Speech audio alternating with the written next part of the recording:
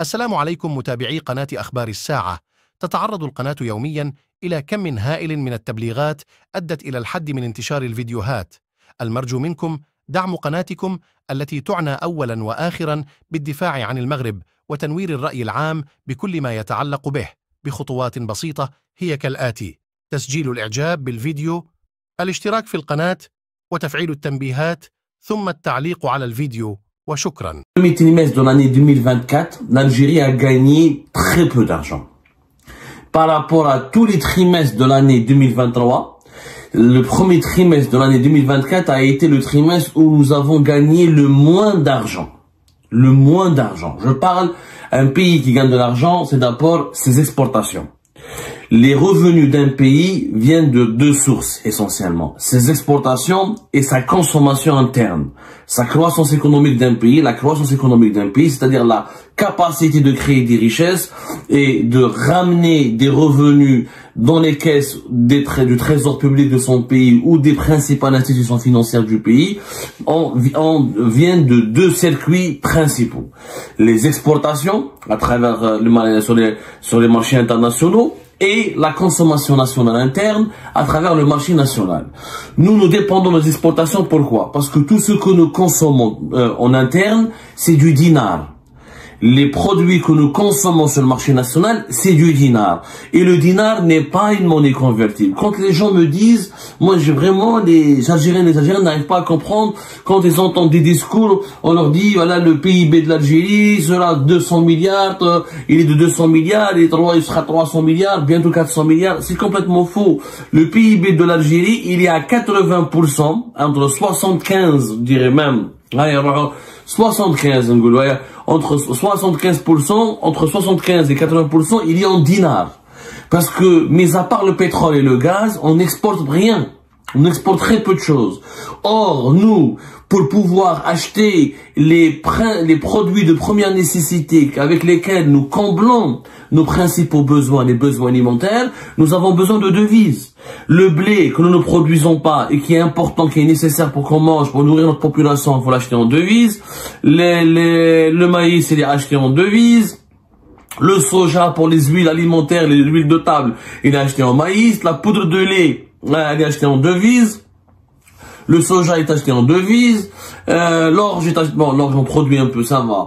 Le sucre, nous consommons beaucoup, est acheté en devises. Le café est acheté en devises.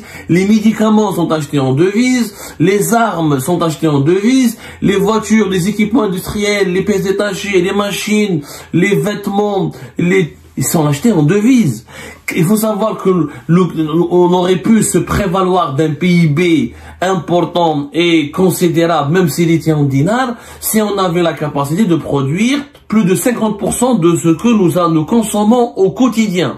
Ce qu'il faut. Et ni notre agriculture, et ni notre industrie pharmaceutique, ni notre industrie manufacturière, et ni notre industrie du textile, ni notre industrie de l'armement ne nous permettent de combler 50% de nos besoins. C'est complètement faux, les vrais chiffres. Là, l'agriculture algérienne satisfait 70% de nos besoins. C'est complètement faux. Il y a 40 à 50%. Et là, je suis optimiste. Je suis optimiste parce que la production agricole en Algérie, elle est complètement instable. Depuis 2020, les pics de sécheresse dans le pays nous ont causé beaucoup de dégâts. Les machines, l'industrie manufacturière, 80%, 90%. L'industrie, c'est 5% de notre PIB. Le textile, 80%.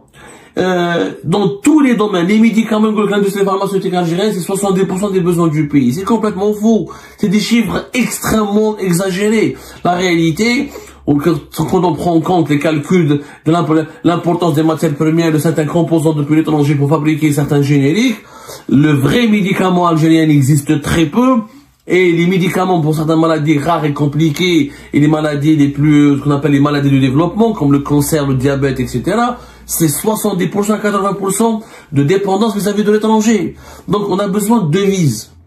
Les PIB des pays riches, ce sont les PIB qui sont en monnaie internationale, en devises. C'est la capacité de ce que ce pays produit contre les monnaies, contre les pays comme la Corée du Sud, la Turquie, les pays émergents comme le Brésil, les BRICS, les pays membres des BRICS, pourquoi ils ont des économies dynamiques? Parce que leur PIB repose beaucoup sur les exportations. Pas uniquement le marché intérieur. Le marché intérieur, il est important, mais il faut avoir des grandes capacités d'exporter. Or, nous, nos capacités d'exportation, elles sont de plus en plus faibles parce qu'elles dépendent uniquement du pétrole et du gaz, dont la production est en train de baisser inéluctablement, et avec des exportations hors hydrocarbures qui ne sont pas réellement existantes. Les chiffres parlent d'eux-mêmes. Lors du premier trimestre de l'année 2024, l'Algérie a exporté pour même pas 11 milliards,2 milliards de dollars. 11 milliards,1 de dollars. Ça, c'est toutes les exportations de tout ce qui est gaz et pétrole et produits dérivés. C'est 92% de nos exportations. 8%, entre 8 et 9%, c'est les exportations hors hydrocarbures, dont le montant n'atteint même pas 1 milliard de dollars. Je dis bien, les exportations hors hydrocarbures ont permis à l'Algérie de gagner durant le premier trimestre de l'année 2024 uniquement 986 millions de dollars. C'est le chiffre le plus bas depuis 2023. C'est le chiffre le plus bas depuis même 2022. Depuis 2022, si on compare tous les trimestres, nos exportations hors hydrocarbures, on n'a jamais réalisé un chiffre aussi bas. 986, pas plus, alors qu'en 2023, on réalisait par trimestre entre 1,1 et 1,2 milliards de dollars d'exportation hors hydrocarbures. En 2022, 1,4, on a même fait 1,7 milliard de dollars d'exportation hors hydrocarbures. En réalité, nos exportations hors hydrocarbures, c'est des hydrocarbures indirectement, parce que c'est essentiellement les engrais qui sont produits à partir du gaz en Algérie, les matériaux de construction, notamment le ciment, ou des produits de sidérurgie, dont les coûts en Algérie, les coûts sont pas chers, le fer n'est pas cher en Algérie, parce qu'il est produit avec des coûts d'énergie faibles, notamment grâce au gaz aussi. C'est ça, la sidérurgie, le ciment et les engrais. Et ben, on n'a pas beaucoup des exportations agricoles et industrielles, très peu. 2024, on a gagné que 900 au niveau de nos exportations hors hydrocarbures pour le premier trimestre, 986 millions de dollars. On n'a pas les autres chiffres encore officiels. On attend que la Banque d'Algérie nous confirme tous les chiffres officiels pour les autres trimestres. Mais 2024, ça a commencé très mal. Et vu comment l'économie algérienne était paralysée, pas beaucoup de méga projets, pas beaucoup d'investissements productifs, pas beaucoup de lancement de projets, très peu de nouveaux lancements de projets.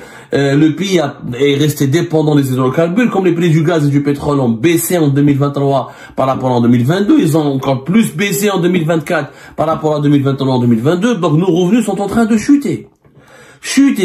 Et 11,1 milliards de dollars, alors que durant tous les trimestres de l'année 2023, on a fait entre 12,5 jusqu'à 13 milliards de dollars. Le chiffre le plus bas que nous avons réalisé en 2023 pour nos exportations des hydrocarbures, c'était le deuxième trimestre de l'année 2023 où on a fait 11,8. Mais on n'a jamais fait 11,1. Cela signifie quoi? Cela signifie que si en 2023 on a gagné, grâce aux exportations des hydrocarbures, 50 milliards de dollars, 50,4 milliards de dollars, et ben en 2024, on risque de se retrouver avec 45 milliards de dollars. Sachant qu'en 2022, on a gagné 59 milliards de dollars. Presque 60 milliards de dollars d'exportation des hydrocarbures et entre 4 et 5 milliards de dollars d'exportation hors hydrocarbures. Ce qui nous a fait 64 milliards de dollars d'exportation de devises. Et c'est ça, c'est les devises qui nous importent de gagner, Eshma.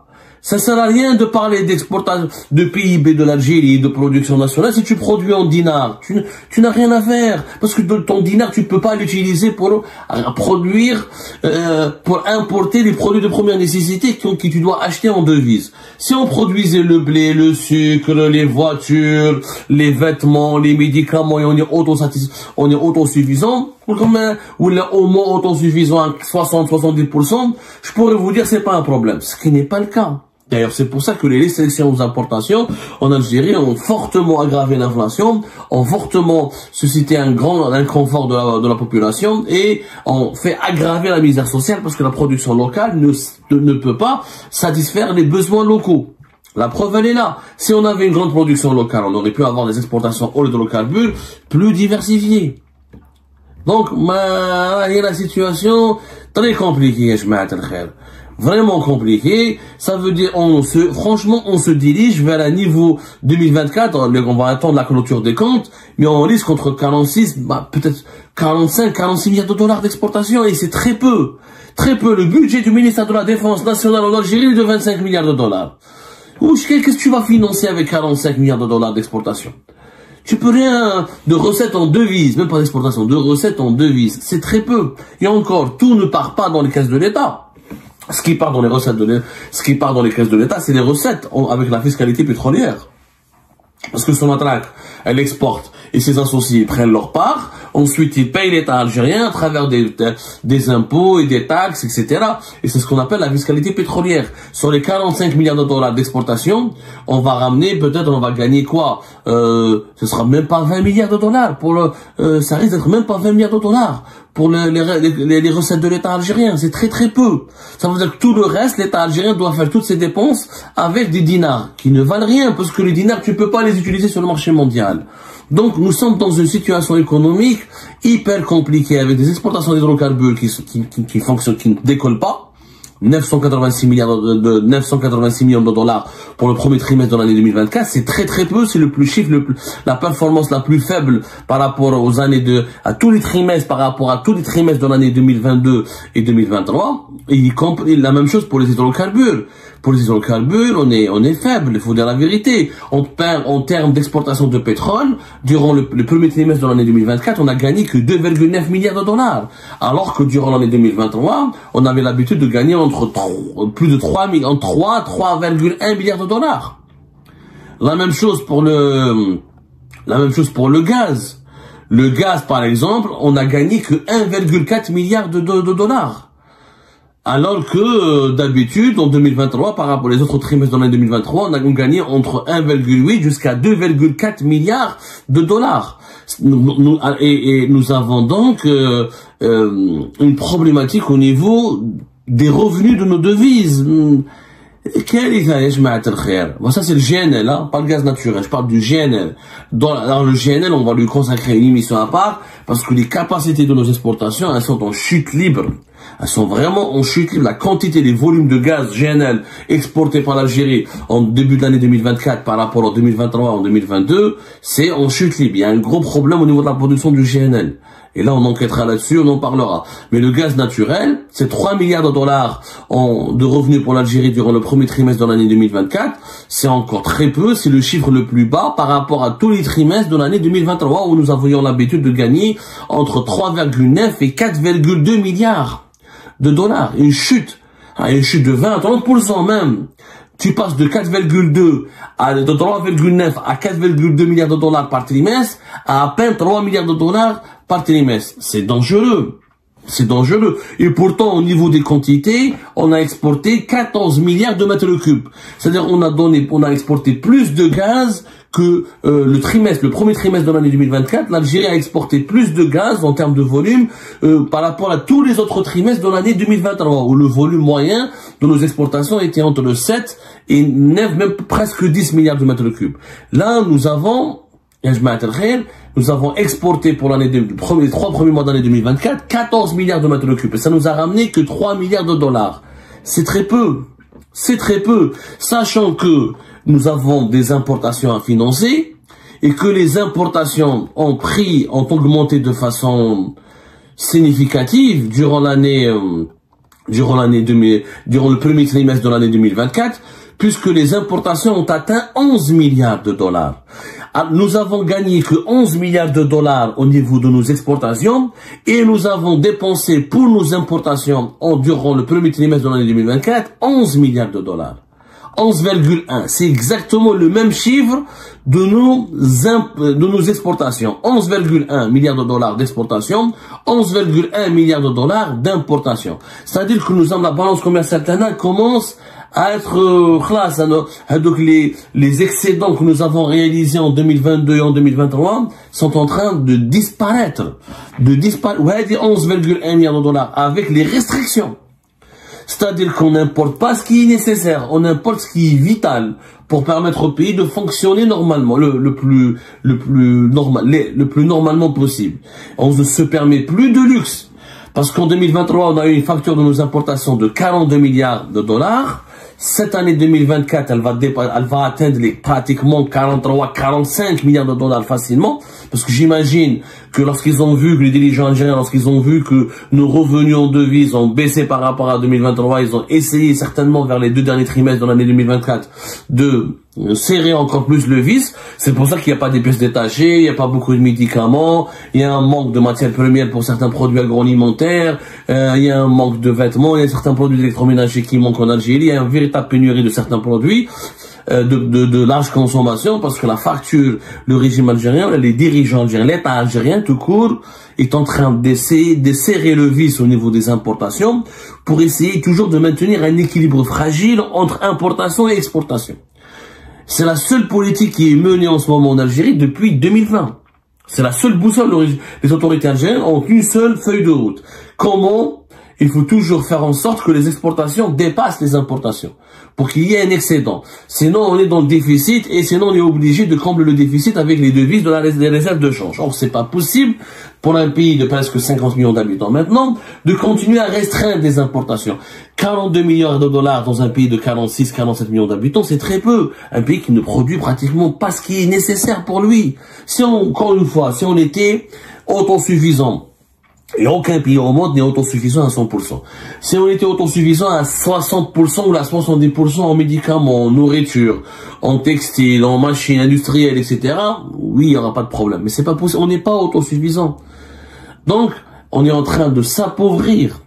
On appauvrit la population, on prive la population de plusieurs produits de large consommation pour épargner, pour économiser nos devises et pour ne pas créer un déficit au niveau de notre balance commerciale. Ce n'est pas une bonne stratégie. La bonne stratégie aurait voulu investir, quitte à s'endetter aujourd'hui, pour développer une production nationale qui sera capable de combler les besoins du pays et d'exporter à l'étranger pour diversifier les revenus du pays. Nous avons besoin d'exporter plus de 60 à 70 milliards de dollars pour pouvoir importer une cinquantaine de milliards de dollars. Là, on va rétablir l'équilibre, mais il faut exporter au-delà de 70 milliards de dollars. Et ça, c'est plus le pétrole et le gaz, parce que les prix du pétrole et du gaz sont en train de baisser. C'est une réalité. Le prix du baril du pétrole, par exemple, ont baissé de plus de 4% depuis 6 mois, de plus de 8% depuis 1 an et de plus de 17% depuis 3 ans. Le gaz se maintient un petit peu sur le marché mondial, puisque les prix ont chuté attendez, je reviens vers le gaz naturel. Voilà, le gaz naturel, les prix ont baissé de presque 16% depuis le 1er janvier 2025. Voilà. Mais par rapport à une année, il y a une augmentation de 20%. Donc, le gaz se maintient. Franchement, il se maintient. Mais, voilà, comme on exporte essentiellement, on a des contrats à long terme et on exporte du gaz avec les gazoducs et que le GNL, c'est le GNL qui rapporte le plus d'argent. C'est lui qui vaut le plus, qui ramène le plus de devises vers le pays. Et la production du GNL, elle est en panne. Premier trimestre cette année 2024, l'année dernière 2024, elle a été extrêmement perturbée. C'est ce qui explique que nous avons gagné de moins en moins d'argent. Il faut tirer la sonnette d'alarme, la situation économique, elle est préoccupante. Il faut aujourd'hui absolument aller vers une production nationale forte, une diversification en urgence, et pour cela, il faut des investissements, une autre politique souple, des investissements étrangers, de préférence, qui nous ramènent les capitaux, les savoir-faire pour développer des filiales industrielles en urgence. Il faut aujourd'hui, avant que ce soit trop tard, ça veut dire quoi, avant que ce soit trop tard? Avant d'atteindre un seuil critique, c'est-à-dire où nos exportations ne nous suffiront même pas pour gérer nos étrangers qui visitent l'Algérie, sont bluffés par ces paysages, la diversité de ces paysages, la beauté de ces paysages. Il y a la Méditerranée, il y a les plages, il y a les criques, il y a le Sahara, il y a le désert, il y a les hauts plateaux. C'est un immense territoire, c'est un pays continent Le désert lui-même, le Sahara en Algérie, c'est très diversifié. Le désert de rocailles, il y a des immenses dunes, il y a une mer, il y a des mers des dunes, il y a une mer de dunes, il y a les regards, il y a les traces, les écritures qui datent les vestiges de l'Antiquité, les vestiges romains, phéniciens. Je parle pas du patrimoine historique, je parle des vestiges préhistoriques aussi, à Djanet, dans le parc du Rogad, de Tassili. Nous avons tout pour être une destination touristique majeure, une destination touristique internationale extrêmement prisée. Alors, les autorités algériennes ont fait un plan. Ils se sont fixés pour l'objectif d'atteindre en 2030 12 millions de visiteurs étrangers. C'est extraordinaire, très ambitieux, ce qui ferait de l'Algérie un concurrent potentiel au Maroc, à la Tunisie et à l'Égypte dans le bassin au niveau de la rive sud de la Méditerranée, par exemple. Et parmi les mesures qui ont été proposées, c'était de faciliter l'accès au visa pour les étrangers. Parce que pour visiter un pays, il faut pouvoir y aller. Pour pouvoir aller dans un pays, deux conditions. Il faut qu'il y ait des billets d'avion, transport aérien, des compagnies aériennes qui desservent ce pays-là, notamment, et des visas pas chers, ou des visas pas compliqués à obtenir surtout. Alors l'Algérie, elle a commencé par, en 2023-2024, à faire un programme. D'abord, une exemption de visa pour les touristes étrangers qui veulent visiter la région du sud de l'Algérie, Tamanrasset, Djanet, le grand sud du pays, et une possibilité d'un renouvellement ou d'une obtention des visas sur place, d'un visa qui sera délivré sur place pour ne pas passer par les services consulaires, et ne pas subir la bureaucratie, ne pas retarder ses voyages. Les étrangers, les visiteurs étrangers, on avait la possibilité depuis deuxième semestre de l'année 2024 d'obtenir des visas délivrables sur place, ou des visas qui pouvaient être délivrer sur place. Et ben malheureusement, cette bonne volonté, ces bonnes actions viennent d'être radicalement gâchées, malheureusement gâchées, bêtement et méchamment gâchées par les nouveaux tarifs. Voilà, les nouveaux tarifs imposés depuis janvier 2025 pour le paiement des frais de visa aux étrangers qui souhaitent visiter l'Algérie ou qui souhaitent faire du tourisme en Algérie, qui souhaitent séjourner en Algérie. Donc, les étrangers ont la possibilité de venir en Algérie sans visa, à condition qu'ils obtiennent un visa sur place. Un visa, il faut qu'ils s'adressent à un bureau de la police aux frontières, la police ou la PAF, qui va les orienter qui va leur demander de payer des frais de visa au niveau d'une agence de la Banque d'Algérie. Et les tarifs affichés depuis janvier, apparemment, ce sont des nouveaux tarifs qui ont été mis en application depuis début janvier 2025. Ils sont tout simplement hallucinants. Alors, ça va de 75 € pour une semaine jusqu'à plus de 365 € pour 30 jours. 365 € pour rentrer en Algérie et faire du tourisme en Algérie et visiter l'Algérie. C'est parmi les visas les plus chers du monde. Je vous donne les tarifs. Si un étranger veut venir uniquement pour 2 jours en Algérie, je ne vois pas pourquoi payer quelqu'un qui vient uniquement pour 2 jours. Il doit payer 40 €, entre 40 et 38 €. S'il doit rester une semaine, entre 3 et 7 jours, plutôt, entre 3 et 7 jours, c'est 75 à 76 €. C'est déjà extra. Pour une semaine, il faut payer le visa sur place 75 à 76 €. C'est déjà cher. Très cher par rapport à beaucoup de pays. Mais c'est pas encore fini. Si un touriste étranger veut rester entre 11 et 15 jours, il doit payer entre 185 et 188 €. C'est énorme. On parle de 185, 188 €. C'est vraiment énorme. C'est le prix d'un billet d'avion. C'est le prix d'une nuitée ou de 2 nuits ou même 3 nuits dans un hôtel. Ou 2 ou plusieurs nuits dans un Airbnb, par exemple. Si on veut rester entre 16 et 30 jours, si un touriste étranger veut rester et visiter l'Algérie entre 16 et 30 jours, c'est 365 à 376 €. Donc, imaginons l'Algérie est un grand pays. Généralement, les séjours touristiques durent entre une semaine et 15 jours. C'est-à-dire, même des fois, il y a des gens qui veulent rester un mois. Pour un grand pays comme l'Algérie, c'est un mois pour le découvrir. Entre le nord, l'extrême sud, l'est et l'ouest, il faudra payer un visa à l'entrée, sur place, jusqu'à 376 €. Pour 15 jours, il faudra payer 188 €. Pour une semaine, 151 €. C'est énorme. C'est énorme. C'est beaucoup, c'est pas, c'est extrêmement cher. C'est pas avec ces tarifs extrêmement exorbitants qu'on va attirer les touristes étrangers. Quand on compare par rapport à d'autres pays, l'Arabie Saoudite qui vient de se lancer dans le tourisme depuis 2-3 ans, qui fait une immense promotion pour attirer les touristes, pour faire découvrir ses vestiges préhistoriques, ses vestiges historiques, son désert, ses paysages naturels, sa côte au niveau de la mer Rouge. Parce que l'Arabie Saoudite veut s'émanciper du tourisme religieux à l'Umrah et al-Hajj, et elle veut devenir une destination internationale incontournable. Bah, l'Arabie Saoudite, il est possible de payer un visa sur place, d'obtenir un visa sur place, et tu payes uniquement 80 €.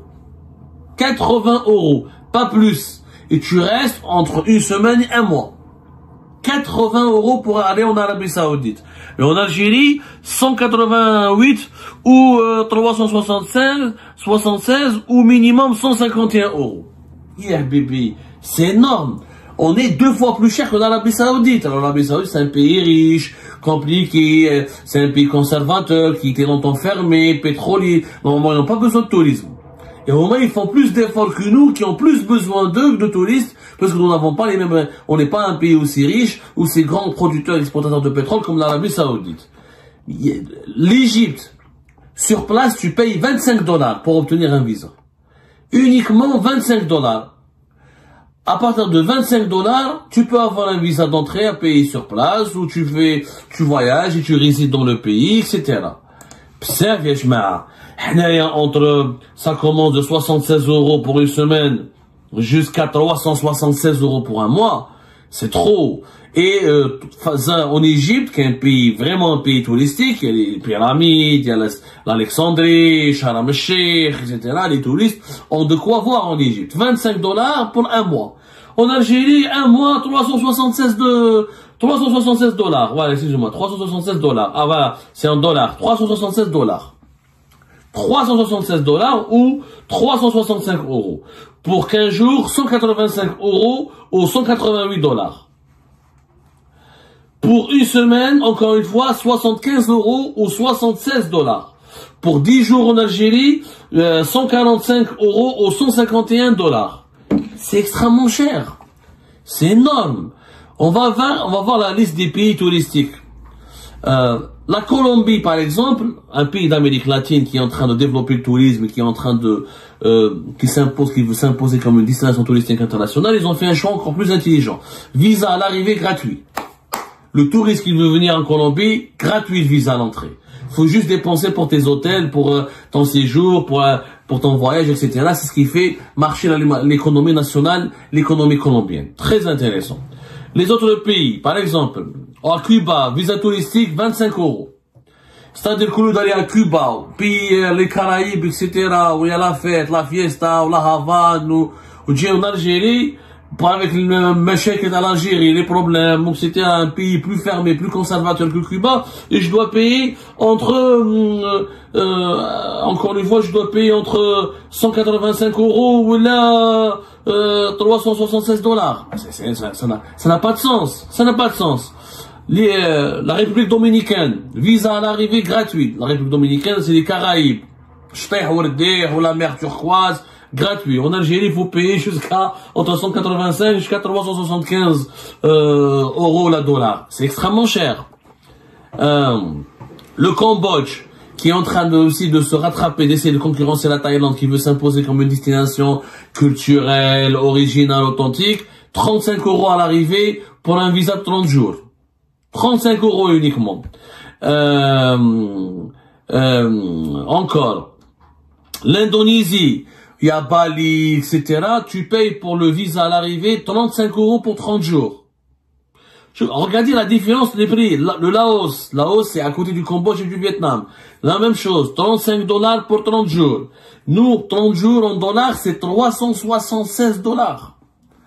376 $. Vous imaginez, on est plus de 10 fois plus cher le visa pour l'Algérie et 10 fois plus cher que le visa pour le Cambodge, pour Cuba, pour le Laos. C'est extrêmement cher. Pour l'Égypte, c'est ça. Je ne sais pas qui a eu l'idée d'imposer ces prix. Je ne sais pas. L'Indonésie, on est 10 fois plus cher que l'Indonésie. Là où il y a Bali, où il y a les stations balnéaires, où il y a des paysages de folie, etc. Ce n'est pas comme ça, qu'on va gagner de l'argent, qu'on va développer notre tourisme. Kenya, un pays de africain connu pour ses safaris, le Kilimanjaro, etc., ou les paysages et les parcs naturels, et ben, le visa pour l'entrée, il est pour 30 jours, $36. 36 euros. Voilà. Plutôt 36 euros. Nous, on paye très cher. C'est très cher. L'Éthiopie, qui veut développer aussi le tourisme, etc., qui malgré son instabilité politique, etc., l'Éthiopie, c'est un grand pays d'histoire, ils ont une civilisation, ils ont un passé civilisationnel très glorieux, ils ont des paysages, et ben, l'Éthiopie, pour 80, comment on appelle, l'Éthiopie, la même chose, 72 euros pour 90 jours. Pour 30 jours, 365 euros. C'est extrêmement cher. Et je peux continuer la liste. La liste, elle est très longue. Très longue. Les dirigeants qui ont opté pour cette politique tarifaire, en fait, ils ne veulent pas du tourisme. Ils ne veulent pas du tourisme. Mais c'est pas possible. On est en train de décourager les touristes. Quand on leur demande de payer aussi cher, plus de $300 et plus de 300 euros pour rester pour un visa d'un mois, ou plus de 185 euros pour 11 à 15 jours, c'est extrêmement cher. C'est l'un des visas les plus chers de la planète. Le visa algérien est devenu aujourd'hui l'un des visas les plus chers. Comment allons-nous atteindre l'objectif de 12 millions de touristes? Déjà, nous avons un déficit de bonne image. Il faut dire la vérité, l'Algérie n'a pas une bonne image. On n'est pas comme l'Indonésie, Kenya, l'Égypte. C'est des pays qui ont une meilleure image, c'est des pays touristiques de tradition. Ils sont connus pour ils bénéficient d'une grande promotion dans les grandes agences de voyage internationales et dans les compagnies internationales. C'est des pays mieux desservis. Déjà, les billets d'avion sont chers pour aller en Algérie. Il y a très peu de compagnies. Le monopole d'Air Algérie du côté algérien, quelques compagnies françaises, quelques compagnies européennes ou la Emirates ou la Qatar Airways, c'est extrêmement cher pour venir en Algérie par rapport à d'autres pays. Les billets d'avion en été ou lors des périodes de vacances, ça peut aller entre de 300 à 500 euros. C'est très cher. Déjà, les billets d'avion sont chers. Et les touristes, on leur demande de payer encore des visas chers. Encore une fois, je vous donne les détails. Je n'arrive pas à y croire. Comment a-t-on validé ces tarifs? Franchement, encore une fois, 8 à 10 jours en Algérie, 145 euros ou $151. 11 à 15 jours en Algérie, 185 euros ou $188. 16 à 30 jours en Algérie, pour le visa d'entrée délivrable sur place, à délivrer sur place, quand le touriste arrive à l'aéroport, pour 16 à 30 jours, 365 euros ou $376. C'est extrêmement cher. C'est extrêmement cher. C'est un effet repoussoir. Les étrangers ne viendront pas. Faut arrêter. On n'est pas une destination. Sauf si on veut attirer que les millionnaires et les milliardaires. Sauf que les millionnaires et les milliardaires vont vouloir aller à Dubaï, vont vouloir aller dans les îles paradisiaques, vont aller à Monaco, ils veulent aller à Capri, et Ibiza. On n'a pas encore Ibiza, Marbella. On ne s'est pas encore développé à ce stade-là. Donc, il aurait dû être gratuit. Il faut faire le visa gratuit. Pour les touristes qui viennent visiter l'Algérie, déjà le billet est cher. Tu lui fais le visa gratuit et tu le laisses dépenser son argent dans les hôtels, dans les restaurants, dans les moyens de transport, dans les voyages et les découvertes, et ça va alimenter l'économie locale. Ça va alimenter l'économie locale, ça va permettre aux Algériens et aux Algériens de bénéficier de cette manne financière des touristes, et ça va créer des emplois, ça va créer une activité économique. Mais avec de tels prix, je suis désolé, hein. Moi, j'appelle vraiment le ministère du Tourisme à intervenir en urgence, de voir avec le ministère des Finances, avec la Banque d'Algérie, avec le gouvernement, pour rapidement